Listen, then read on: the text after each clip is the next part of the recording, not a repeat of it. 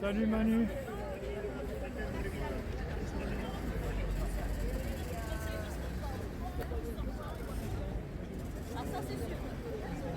L'idée d'avoir le plus souvent un panorama du groupe. Panorama historique, on va dire, du mouvement de soutien et de l'histoire du conflit. Voilà, alors je vous préviens tout de suite, j'ai pas beaucoup de voix, donc si vous n'entendez pas, rapprochez-vous, sinon on n'y arrivera pas. Bon, rapidement, pour tous ceux qui ne seraient pas trop au courant, je vais faire une petite historique rapide, à la fois de la Palestine, mais aussi du mouvement sioniste et de sionisme. Alors, le sionisme est né à la fin du XIXe siècle, à un moment où en Europe, un peu partout, il y avait des pogroms et des remontages de etc. Et donc, certains juifs se sont dit qu'il faut créer une terre. Après la guerre de 14, les Britanniques leur ont proposé de s'installer en Palestine, au moment où l'Empire ottoman a été dépecé. La majorité des Juifs étaient opposés au sionisme. Beaucoup d'entre eux étaient dans les mouvements révolutionnaires de l'époque, que ce soit en Russie ou ailleurs, dans les mouvements d'émancipation, et donc considéraient qu'il fallait s'émanciper sur place, notamment au sein d'un organisme qui s'appelait le Bund, et dont l'écrasement a été acté au moment du ghetto de Varsovie par les nazis. Certains juifs voulaient émigrer, mais émigrer aux États-Unis, qui les ont bloqués, leur ont refusé l'arrivée ou le passage, et leur ont dit allez vous installer en Palestine. Moyennant quoi, si on fait un bilan rapide, en 1910, il y avait à peu près 10% de juifs qui vivaient sur la terre palestinienne en bonne harmonie avec les autres, des Arméniens, un mélange de peuples, dont 10% de juifs. En 1947, donc juste après la Shoah, il y avait 30% de juifs d'installés. Ça se passait encore pas trop mal, même s'il y avait eu achat massif de terres et que beaucoup de Palestiniens se trouvaient dépossédés. Et c'est à partir de là que les choses se sont, disons, corsées, c'est-à-dire l'ONU a décrété que cette terre, il n'y avait personne dedans, qu'on pouvait s'y installer. Les Palestiniens qui vivaient sur cette terre-là ne l'ont pas accepté parce que, en gros, on leur laissait, à eux qui étaient 70%, 40% de la terre et on donnait 55%, soit presque 60%, aux sionistes qui allaient s'installer là. Donc ils ne l'ont pas accepté, moyennant quoi les sionistes qui avaient des groupes armés ont chassé les Palestiniens, ils ont expulsé 500 villages, 800 000 personnes ont été purement et simplement virées, des villages entiers massacrés, et c'est ce que les Palestiniens appellent la Nakba. Ça c'est 1948 ça? C'est en 1948 que ça s'est passé, voilà. Donc 800 000 personnes purement et simplement virées, un peu comme ça se passe à Gaza maintenant, bon, avec des armes moins sophistiquées, mais quand même bien armées par les Occidentaux, pour qui, en fait, les Juifs, ça ne les intéressait pas du tout de les garder en Europe. L'Europe a gardé ses restes d'antisémitisme, on va dire, et surtout pas de faire des réparations européennes, mais bien de les envoyer comme tête de pont pour une colonisation future, ou plutôt pour empêcher la décolonisation qui allait venir. Je rappelle qu'en 1948, la France avait un empire colonial, l'Angleterre aussi. Voilà, il faut bien comprendre donc que quand l'ONU, c'était pas toutes les nations de maintenant, c'était quelques nations dominantes, impérialistes, voilà, qui ont pris cette décision-là.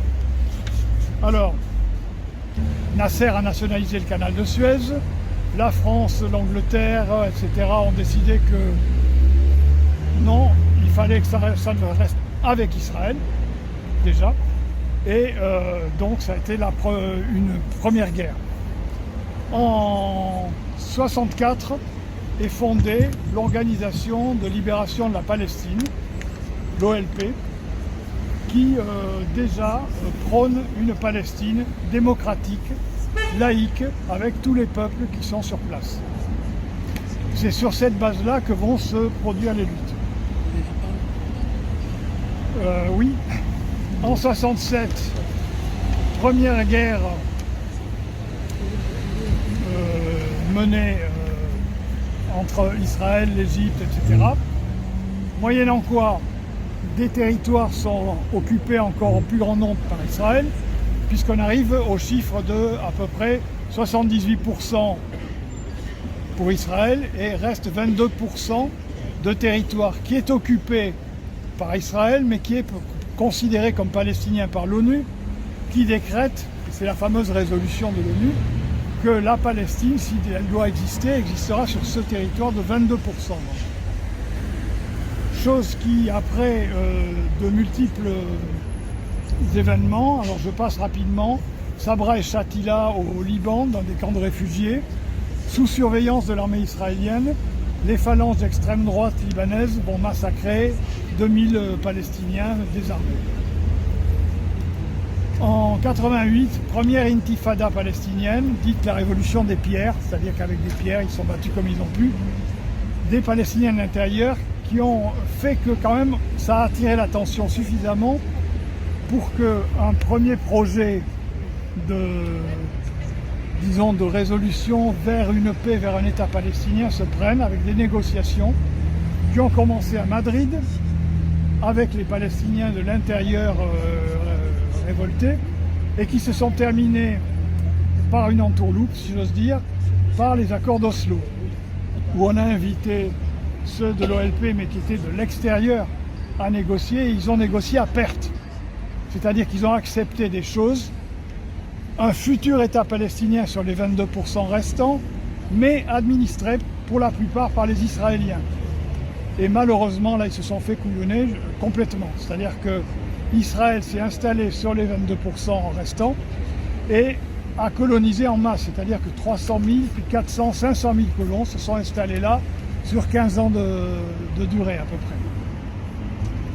Bien, il est apparu donc à partir de 1994 que Oslo était une entourloupe et que la colonisation allait se continuer massivement. Au même moment, il est apparu qu'il n'y aurait pas d'opposition. Je rappelle que l'Union soviétique s'était cassé la figure dans les années 89 et que donc la domination du capitalisme libéral américain, occidental, était sans partage. Et donc, fatalement, on allait vers une catastrophe, ça commençait à se savoir partout. C'est là qu'ont été créées des organisations, notamment l'Union juive française pour la paix, pour dire Israël dit qu'il fait ça au nom des Juifs, il n'est pas question d'accepter ça, ce n'est pas vrai. Et donc, prenant conscience de la catastrophe qui devait arriver et qui arrive maintenant, des premières voix se sont levées là. Ce ne sont pas les seuls. Les voix internationales pour un mouvement altermondialiste ont démarré à peu près au même moment. Seattle, c'est 3 ans après. Et on retrouve donc des mouvements à la fois écologiques, la Confédération paysanne, pour la France, droit au logement, vous allez retrouver tout un tas d'organisations issues du mouvement immigration banlieue qui vont se retrouver dans des organisations de soutien à la Palestine et pas que, aussi de soutien aux mouvements sociaux mondiaux. Dans ces organisations-là, dont nous avons fait partie, notamment les missions civiles CCI, PPP, campagne de protection du peuple palestinien, qui ont décidé que leur rôle à eux allait se borner essentiellement à envoyer des citoyens français pour témoigner là-bas, en Palestine, de ce qui se passait, pour lutter avec les Palestiniens et avec les Israéliens anticoloniaux.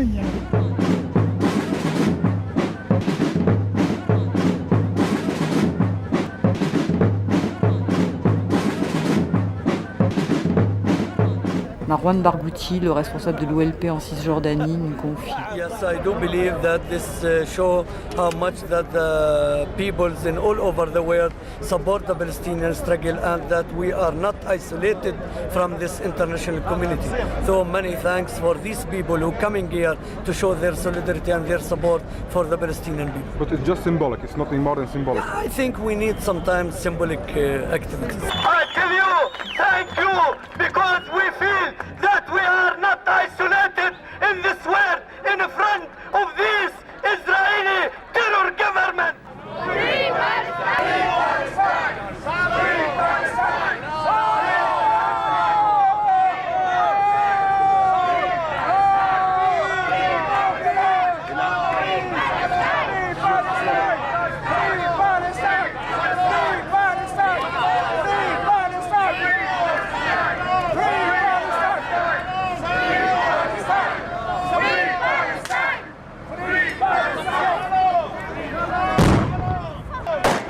abbastanza, c'est pas che les tapes.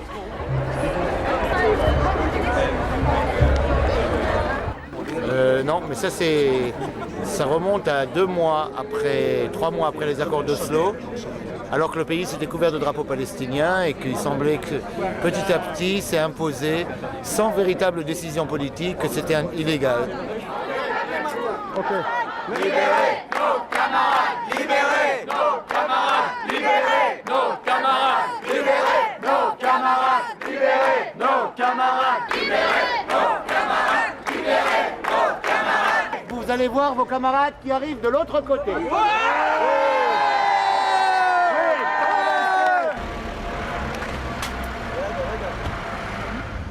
Et donc dans les villages, mener une résistance non violente qui s'est menée au village de Belaïn. On a un film qu'on passera un jour au Régent. Ça a duré 5, 6, 8, disons jusqu'en 2010. La résistance non violente a fait parler d'elle dans le monde entier. Il faut bien dire que ça n'a pas suffi. Ça a suffi à limiter la casse pour quelques villages, mais globalement, ça n'a pas suffi. Et donc on s'est retrouvé avec, à un moment donné, un problème d'échec, en tout cas à ce niveau-là. Et donc a été fondé, à la demande des Palestiniens, 200 organisations ONG palestiniennes et des organisations internationales ont fondé le mouvement BDS, qui est issu des mêmes missions civiles de l'UJFP et d'autres. Voilà. Ce mouvement, donc, que vous connaissez maintenant tous, le mouvement boycott, qui était un élargissement en quelque sorte de la protestation, toujours non violente. Mais il faut bien voir que les éclatements plus violents qui ont lieu maintenant sont issus de l'échec de ces mouvements non violents. En particulier, je passe sur un qui était extrêmement important, à Gaza, ont été tentés de faire un retour vers les terres qui avaient été volées, somme toute, puisque les Gazaouis, quand ils vont du côté de Sderot et des villes israéliennes qui bordent, ce sont leurs anciens villages. Ils rentrent chez eux, voilà, ce sont leurs anciens villages. C'est le retour. Et donc, 250 morts. Massacre. Voilà, c'est un petit peu sur ces bases-là qu'est arrivé ce qui arrive aujourd'hui. C'est-à-dire qu'à un moment donné, bon, on ne peut pas tenir un peuple comme ça, y compris Gaza, prison à ciel ouvert depuis 2006. Et quand on dit prison à ciel ouvert, c'est-à-dire qu'on peut rentrer de nulle part, on peut sortir nulle part, on peut regarder le ciel et le béton. Quoi. Voilà la vie des enfants et des Palestiniens pendant tout ce temps-là.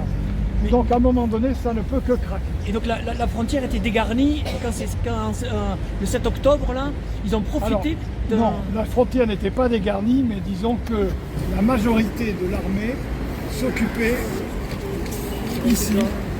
Alors vous avez là le territoire de Cisjordanie, Gaza est en tant que là, qui normalement appartient totalement aux Palestiniens. En réalité, les points rouges, ce sont les parts palestiniennes où ils peuvent circuler entre deux jeeps israéliennes quand on les laisse passer.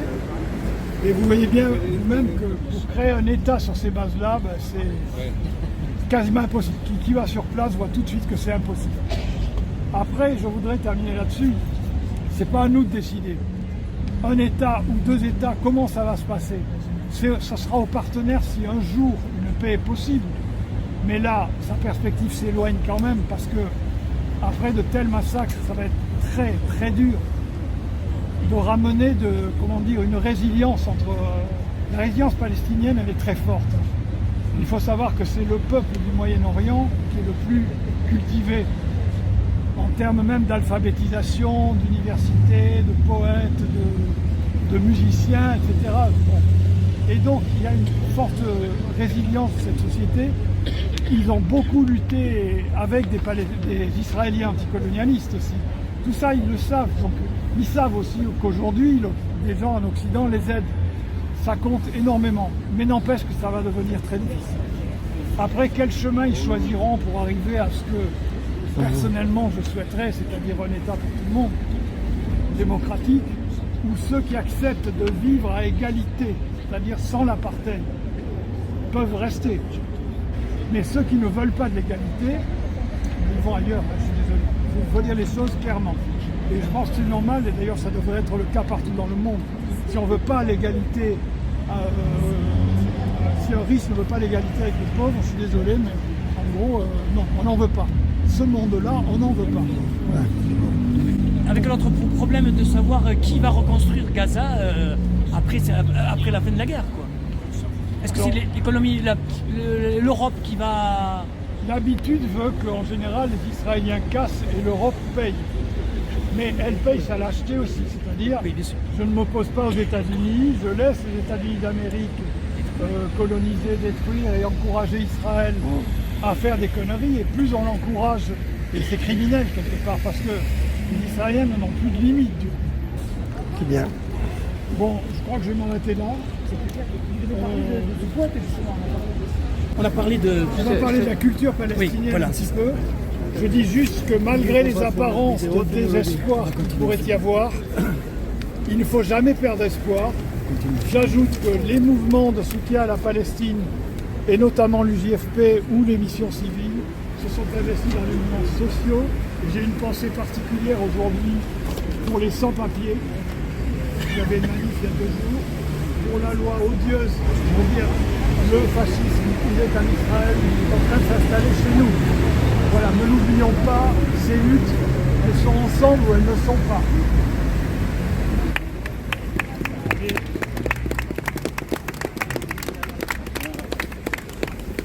Donc j'ai essayé de forcer ma voix, mais ça n'est pas facile. Je voudrais faire la suite de Michel qui vous a parlé des moyens de résistance du peuple palestinien à Gaza et ailleurs, qui est la culture. Il n'y a pas d'électrisme en Palestine, il faut le savoir. La plupart des gens vont à l'université.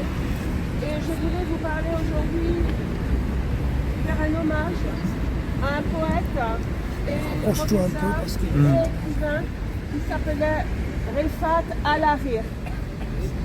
Il y a un très bon article dont je vais vous lire quelques petits extraits de Stasis Kouvelakis dans le magazine Contretemps que vous trouvez en ligne.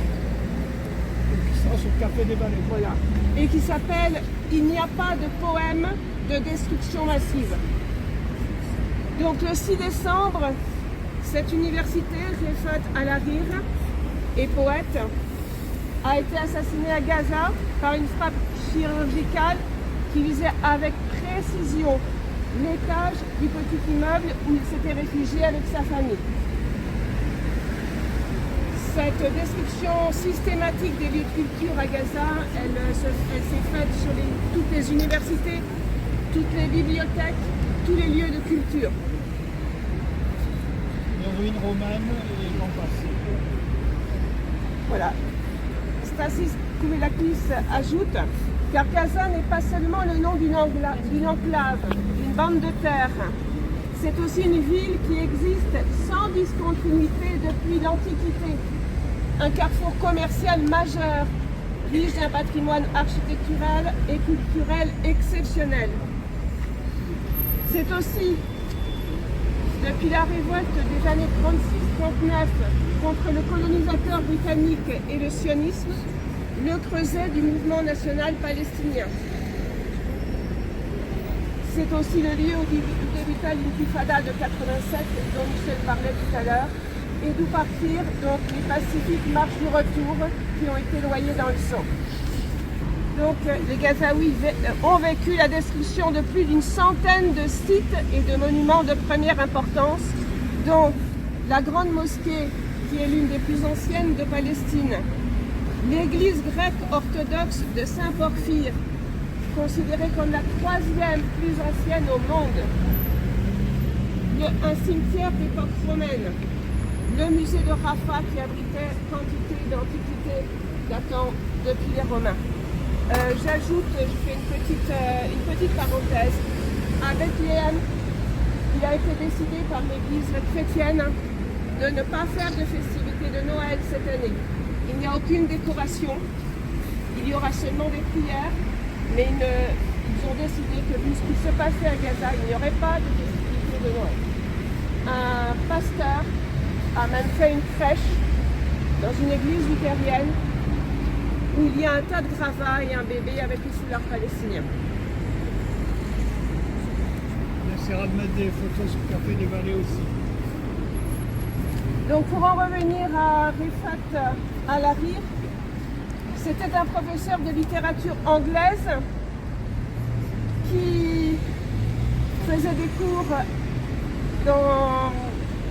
de littérature anglaise et notamment il raconte dans un de ses textes de 2015 ce qu'il faisait sur Shakespeare et Dickens. Alors avant de conclure par un court poème de ce poète, je voulais vous lire quelques petits extraits de son texte de 2015, c'est-à-dire juste après les bombardements de 2014 qui avaient déjà détruit l'université dans laquelle il enseignait. C'est un poète et écrivain connu mondialement, mais malheureusement pas en France parce qu'il écrit en anglais et il n'est pas traduit. Certains y pensent maintenant. Donc il explique comment il étudiait avec ses étudiants. Au début, mes étudiants ont eu du mal à étudier Yehuda Amichai parce que c'est un juif israélien, ou à accepter mes points de vue progressistes sur Shylock, qui est le personnage de marchand juif du marchand de Venise de Shakespeare, ou Fagin, qui est un personnage juif de Oliver Twist de Dickens. Pour beaucoup, Fagin était la source du mal, l'incarnation du diable, qui détruit la société en assassinant au moins métaphoriquement son avenir, les petits en les transformant en voleurs et en meurtriers. Ce n'est que plus tard qu'ils ou elles, les étudiants, ont pu ouvrir un peu les yeux et voir que Fagin n'était que le produit d'une société qui déteste ceux qui sont différents, ceux qui ont la peau plus foncée ou une race différente. Ils et elles se sont rendus compte qu'il valait mieux que l'Église elle-même.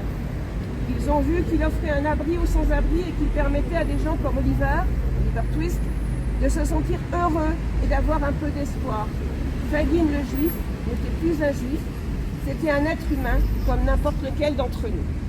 Donc ça se passait dans l'université islamique où enseignait ce poète.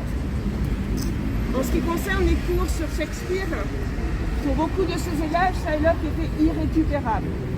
Cependant, grâce à l'ouverture d'esprit, au dialogue, au respect de toutes les cultures et religions, j'ai travaillé en étroite collaboration avec mes étudiants pour surmonter tous les préjugés.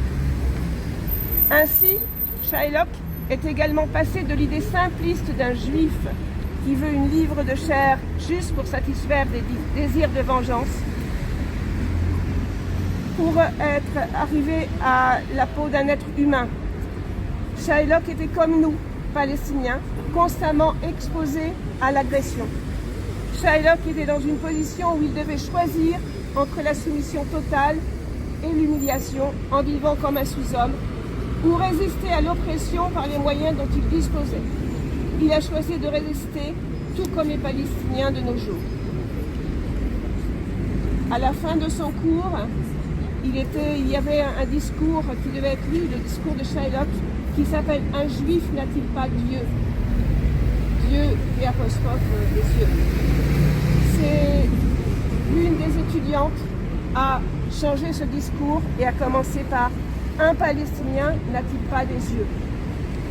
Et ce poète et professeur a été agréablement surpris lors de l'examen. Il ajoute qu'en 2015, les copies d'examen ont été détruites par les bombardements, malheureusement. C'était le moment le plus émouvant de mes 6 années d'enseignement au département d'anglais. J'ai demandé à mes étudiants à quel personnage ils s'identifiaient le plus. Othello, avec ses origines arabes, ou Shylock le juif. La plupart se sont sentis plus proches de Shylock et plus sympathiques à son égard qu'à celui d'Othello. Ce n'est qu'à ce moment-là que j'ai réalisé que j'avais réussi à aider mes étudiants à progresser et à briser les préjugés avec lesquels ils et elles avaient dû grandir à cause de l'occupation et du siège. Ce professeur, en 2014, déjà était une cible de l'armée israélienne. Il avait dû changer souvent de lieu d'habitation. On lui avait envoyé des messages parce que ce qu'il faisait, évidemment, contredisait l'image défaite du terroriste. Vous avez tous vu Ziad plusieurs fois. Bon, voilà un autre personnage de la même trempe. Vous voyez à quel point cette société est capable de vivre ensemble. Voilà. Il va falloir réparer tout ça. Avant de lire donc, ce court poème de Rifat Al-Hariri, qu'il a écrit quelques jours avant d'être tué,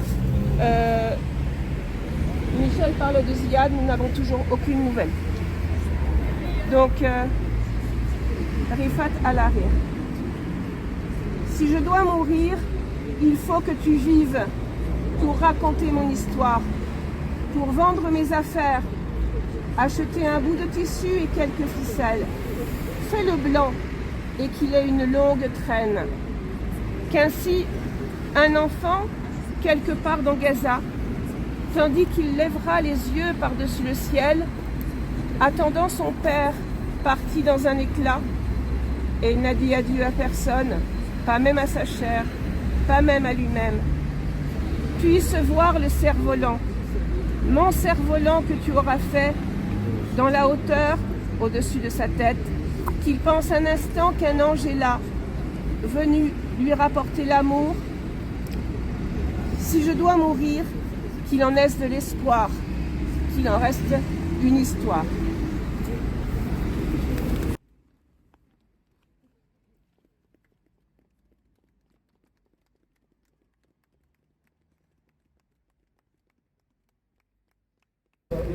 تريدنا أن نرحل من هذه البلاد، تريد اقتلاعنا وتهميش وجودنا وإضعاف حضورنا في هذه الأرض ورد عليك دون السنين.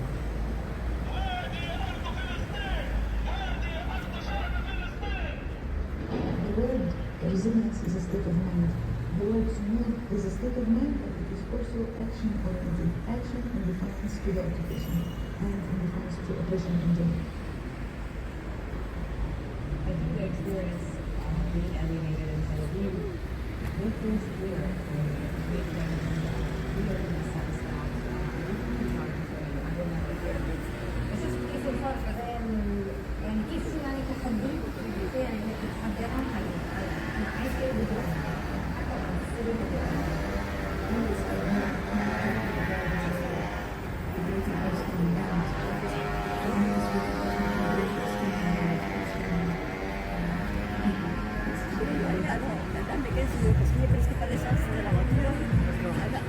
Merci.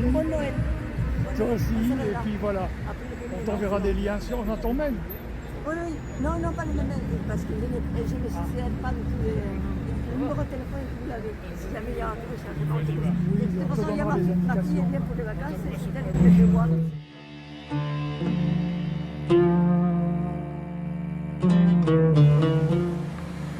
Her phrase, dancing like a slaughtered chicken, remained with me as I started my car and drove onto Jerusalem.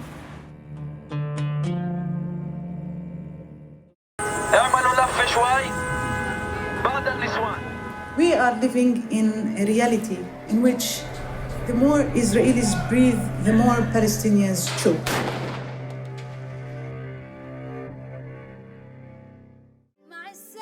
The psychological effect of the Nakba and the feelings that are provoked by the Nakba are something beyond my verbal capacity to describe. I would say, I would attempt to give an answer for that. The occupation does not mean only control over land. It is also seeping to the bones and minds of Palestinian people.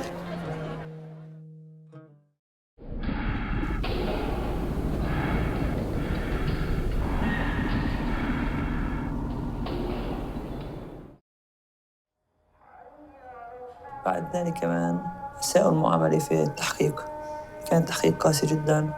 مثلا سبوا وشتموا العارض الشرف، يعني استخدموا غبار أحدهم حطوا على شاربي، عملوا شغلات كثير يعني أساءت يعني، مما دفعني للإضراب بسرعة.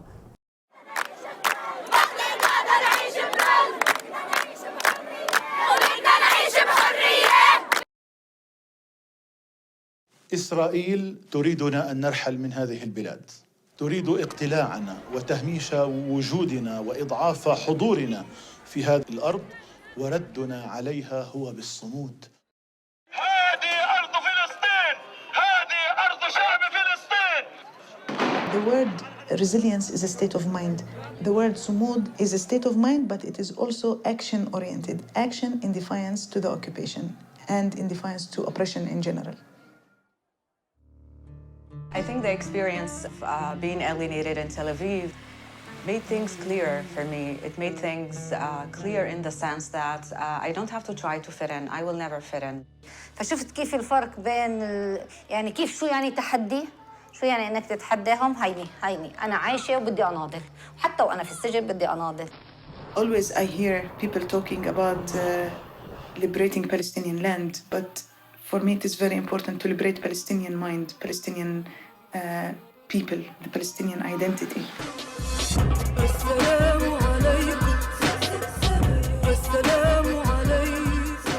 Of God.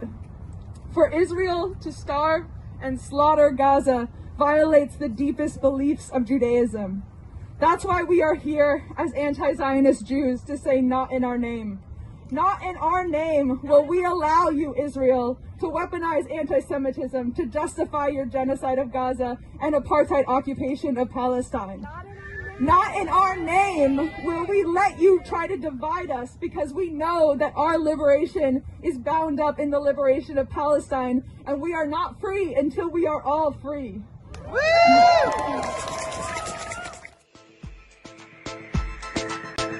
يا هلا ميت هلا الضيوف والمعازيم الكرام، يا ميت هلا حطاب عقل ختاني وشباب، شباب وصبايا، يا هلا.